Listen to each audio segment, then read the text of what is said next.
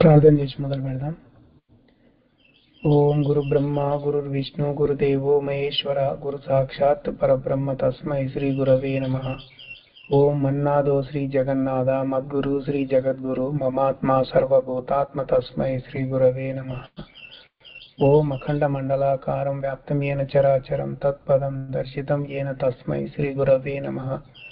శ్రీమతి ఏకైక గురువు ఆధ్యాత్మిక సామ్రాజ్య చక్రవర్తి శతాధిక గ్రంథకర్త హిందూ జ్ఞాన ధర్మ ప్రదాత సంచలనాత్మక రచయిత త్రైత సిద్ధాంత ఆదికర్త శ్రీ శ్రీ శ్రీ ఆచార్య ప్రబోధానంద యోగీశ్వర్ల వారిచే రచించబడిన పరమ పవిత్ర పరిశుద్ధ ప్రథమ దైవ గ్రంథము త్రైత సిద్ధాంత భగవద్గీత. మనం మోక్ష సన్యాస యోగం అనే అధ్యాయం చెప్పుకుంటా ఉన్నాము. త్రైత సిద్ధాంత భగవద్గీతలో పోయిన వారం 49 నుంచి 55 శ్లోకాల వరకు చెప్పుకున్నాము. వాటి యొక్క భావము మరొక మారు చూద్దాము. దేని యందును ఆసక్తి లేని వాడవై మనసునందు విషయ స్పృహలను మాని కార్యం చేసిన కర్మ అంటని సన్యాసంచే ఆత్మను జయించి లేదా తెలుసుకున్నవాడు అగుచున్నాడు. కర్మయోగ సిద్ధిని పొందిన వారిని గురించి నేను తెలిపి తిని, అట్లే బ్రహ్మయోగ పద్ధతి నా నుండి తెలుసుకొనుము. ఇది జ్ఞాననిష్టలో శ్రేష్టమైనది. శుద్ధమైన బుద్ధి కలిగి విషయములను జయించి ఆత్మయందునే మనస్సును నియమించి శబ్దాది విషయముల త్యజించి రాగద్వేష గుణములను వదలి ఏకాంత వాసము చేయుచు మితముగా భుజించుచు వాక్ మనోకాయముల పని చేయకుండాట్లు చేసి నిత్యము ధ్యాన యోగ అంటే బ్రహ్మయోగమునందే లగ్నమై అహంకారము బలము గర్వము కామము క్రోధము బాహ్య వస్తువుల మీద ధ్యాస వదిలి మమకారము లేక శాంతి నందు వాడు పరబ్రహ్మమును పొందుటకు సమర్థుడును. బ్రహ్మభూతుడు ఆత్మప్రసన్నుడు, కోరికలను కోరడు, దుఃఖములను పొందడు, సర్వభూతములను సమముగా చూచువాడై ఉత్తముడగున భక్తవరుడగును. నేను నిశ్చయముగా ఎట్టివాడనో ఎవ్వడనై ఉన్నానో పరమ భక్తిచే తెలియగలిగిన వాడు నా యథార్థమంతయు తెలిసిన వాడై తదుపరి నాయందే చేరిపోగలడు. అంతవరకు పోయిన వారం చెప్పుకున్నాము. ఇక 56వ శ్లోకం నుంచి ఈరోజు మొదలుపెట్టి చెప్పుకుందాము. సర్వకర్మాణ్యపి సదా కుర్వాణో మద్వ్యపాశ్రయః మత్ప్రసాదాదవాప్నోతి శాశ్వతం పదమవ్యయం. ఇది మోక్షమునకు సంబంధించిన శ్లోకము. సర్వకర్మలను ఎల్లప్పుడూ నా పద్ధతిని ఆశ్రయించి చేయువానికి నా అనుగ్రహము వలన అవ్యయమైన శాశ్వతమైన పరమపదము లభించగలదు. పరమాత్మ ఏం చెప్తా ఉన్నాడంటే, ఆయన యొక్క ధర్మాలను తెలియజేయడం కోసము మనిషిగా భూమి మీదకి వస్తాడు కదా. అప్పుడు ఆయన ఏ పనులు చేస్తాడో, ఆయన కర్మలు అంటకుండా చేసే విధానం ఎట్లా ఉంటుందో ఆ విధానాన్ని తెలిసి ఆ పద్ధతుల్నే మనం కూడా ఆశ్రయిస్తే, ఆ విధంగా పనులు చేసుకుంటూ పోతే పరమాత్మ ప్రసాదించేటువంటి శాశ్వతమైన మోక్షము పొందవచ్చును అని పరమాత్మే స్వయంగా ఇక్కడ తెలియజేస్తా ఉన్నాడు.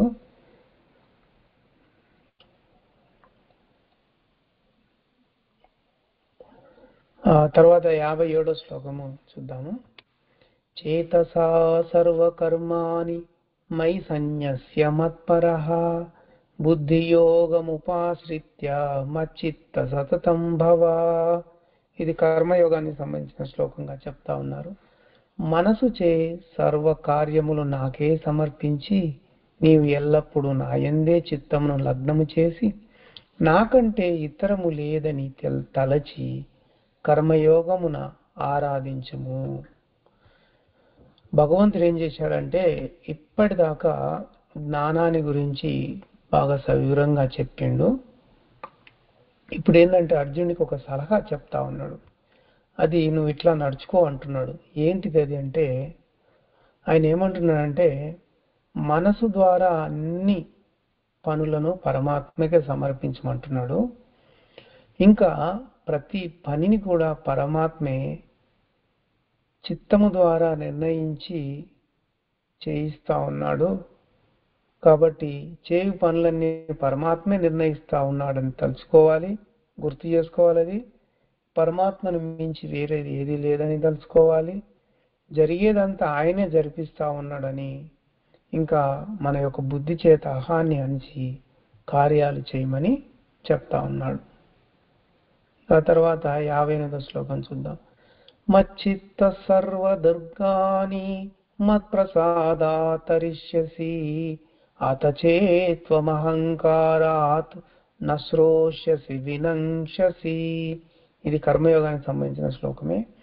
నాయందే చిత్తముంచిన నేను ప్రసాదించి ప్రసాదము వలన సర్వ దుఃఖముల నుండి తరింతు. అట్లు కాక అహంకారమునే కలిగి నా మాట వినకుండా చెడిపోదువు అని ఇక్కడ చెప్తున్నాడంటే, భగవంతుడు చెప్పిన మాట వినకుండా తన ఇష్టానుసారంగా నడుచుకుని వాడి గురించే ఇక్కడ తెలియజేస్తుండు. ఆయన ఏమంటున్నాడు, భగవంతుడే వచ్చి చెప్పినా కూడా ఆయన మాటలు వినకపోతే నువ్వు చెడిపోతావని హెచ్చరించి చెప్తా ఉన్నాడు. ఎందుకంటే పరమాత్మ భగవంతునిగా వచ్చాడు, అప్పుడు అర్జునునికి కనిపించాడు. అర్జునుడికి కూడా అర్థమైపోయింది చెప్పేది భగవంతుడే అని. ఇంకేం చెప్పిండు, భగవంతుడు యుద్ధం చేయమని చెప్పిండు. అయితే అర్జునుడి యొక్క శరీరంలోని చిత్తం ప్రకారంగా, చిత్తం ఏది నిర్ణయిస్తే దాని ప్రకారంగా పని జరగాల్సి ఉంది. అది ఏ పనైనా కానీ దాన్ని నిర్ణయించినది పరమాత్మే.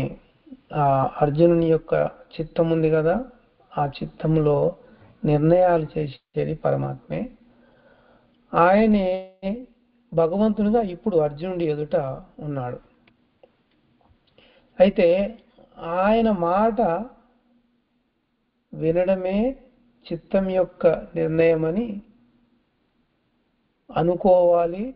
భగవంతుడు చెప్పినటువంటి విధంగా నడుచుకోవడము అప్పటి పని అవుతుంది. అలా కాకుండా అర్జునుడు నా నిర్ణయము, నేను ఎట్లా అనుకుంటే అట్లా అవుతుంది అని కనుక అహాన్ని పొందితే ఏమవుతుందంటే, అప్పటిదాకా తెలుసుకున్నదంతా కూడా వృధా అయిపోతుంది. ఆ భావంలో అర్జునుడు ఏది చేసినా కర్మ అంటుంది. అంతే కదా, నేను అని అనుకొని చేసిన ఏ పనైనా కానీ కర్మను అంటిస్తుంది. అప్పుడు జ్ఞాన మార్గం నుండి పూర్తిగా తప్పిపోవడం జరుగుతుంది అన్నట్టు. తర్వాత శ్లోకం చూద్దాం. ఇంకా తర్వాత 59వ శ్లోకంలో భగవంతుడు ఏం చెప్తాడు చూద్దాం. యత్యహంకారమాశ్రిత్య నయోస్య ఇతి మన్యసే మిథ్యైష వ్యవసాయస్తే ప్రకృతి స్వాం నియోక్ష్యతి. ఇది ప్రకృతికి సంబంధించిన శ్లోకము. ఏమంటున్నాడంటే, అట్లనే నువ్వు అహంకారంతో కూడి ఉండి యుద్ధం చేయనని పట్టుబట్టినా నీ యొక్క పట్టుదల నిలవదు. ప్రకృతి నిన్ను నియోగించి పంపగలదు. ప్రకృతి ఏం చేస్తుంది, నిన్ను నియోగించి పంపేస్తుంది అని భగవంతుడే అంటున్నాడు. అంటే ఇక్కడ వివరంగా మనం లోపలికి వెళ్ళి చూస్తే, ఇప్పుడు ఒకవేళ అర్జునుడు నేను ఎందుకు యుద్ధం చేయాలి, నేను యుద్ధం చేసి వాళ్ళందరినీ ఎందుకు చంపాలి, యుద్ధం చేయకపోతేనే మంచిది కదా అని గనక అనుకుంటే, ఎవరికైనా కానీ ప్రారబ్ధ కర్మలో నిర్ణయం ఏముంటుందో ఆ నిర్ణయం ప్రకారంగానే కార్యాలు అనేవి జరుగుతాయి. ఎవరికైనా కానీ శరీరం ద్వారా పనులు జరుగుతాయి. కాబట్టి అర్జునుడు అహంకారం పొంది నేను చేయను అని అనుకుంటే నిలుస్తుందా? కొంతవరకు యుద్ధం చేయను అనుకున్నా కానీ జరగాల్సిన కర్మ ఉంటే ఏమవుతుంది, బుద్ధి యోచనలలో చేయమని చెప్పే నిర్ణయాన్ని చిత్తము నిర్ణయిస్తుంది. బుద్ధి యోచిస్తుంటేనే, బుద్ధి యోచనలు జరుగుతూ ఉంటే ఒక పక్క చిత్తం తీసుకునే నిర్ణయం తీసుకుంటుంది. కర్మలు ఏది జరగాలని నిర్ణయం ఉంటే, ఏది జరగాలని రాసిపెట్టి ఉంటే దాని ప్రకారం చిత్తం కూడా నిర్ణయాలు తీసుకుంటుంది. అప్పుడు శరీరం నుంచి పనులు జరుగుతాయి. అర్జునుడి తలలో కూడా ఉన్న బుద్ధి చేస్తే బాగుంటుందా, చేయకపోతే బాగుంటుందా, యుద్ధంలో దిగాల వద్దా అని అనేక రకాలుగా ఆలోచనలకు పోయి ఉంటుంది. అలా పరంపరగా బుద్ధి యోచనలలో మునిగి ఉన్నప్పుడు ప్రారంభ కర్మలో జరగాల్సింది చిత్తం నిర్ణయించేస్తుంది. ఆ చిత్తం నిర్ణయించిన ఆదేశాలు మనసుకు వెళ్తాయి. మనస్సు జ్ఞానేంద్రియ కర్మేంద్రియాల ద్వారా మనసు కార్యాలు జరిగేటట్లుగా చేస్తుంది. ఆ సమయంలో యుద్ధం అర్జునుడు చేయవలసిన కర్మ అనేది రాసిపెట్టింది. కాబట్టి కర్మ ప్రకారంగా చెలరేగే గుణాలను బుద్ధి యోచిస్తూ ఉంటే, కర్మ ప్రకారం జరగాల్సిన కార్యాన్ని బుద్ధి యోచనలను చిత్తం నిర్ణయించి యుద్ధం చేయడానికి ఆజ్ఞ ఇవ్వడం వలన అర్జునుని శరీరము అస్వతంత్రంగా కదిలి యుద్ధం చేయును. అది మన శరీరంలో జరిగే తతంగం. అది ఏ జీవుడు కూడా నిలపజాలడు. కర్మ ప్రకారంగా కార్యం జరిగే తీరుతుంది. జరగవలసిన దాన్ని ఎవ్వరూ ఆపలేరు. అలా ఆపు అధికారము ఎవరికీ లేదు. కర్మను అనుసరించి చిత్త నిర్ణయం ప్రకారం సర్వం జరగాల్సి ఉన్నది. అందువలనే నీవు అనుకున్నట్లుండదు. ప్రకృతి జనిత గుణ ప్రేరేపితుడవై నీవు యుద్ధం చేయగలవు. ప్రకృతి నిర్మాణం అలా నీ చేత చేయిస్తుందని భగవంతుడు తెలియజేశాడు. ఈ రోజుకి ఇక్కడ ఆపేద్దాము. వచ్చే వారం 60వ శ్లోకం నుండి చెప్పుకుందాము. మంగళం పాడి ముగిద్దాం.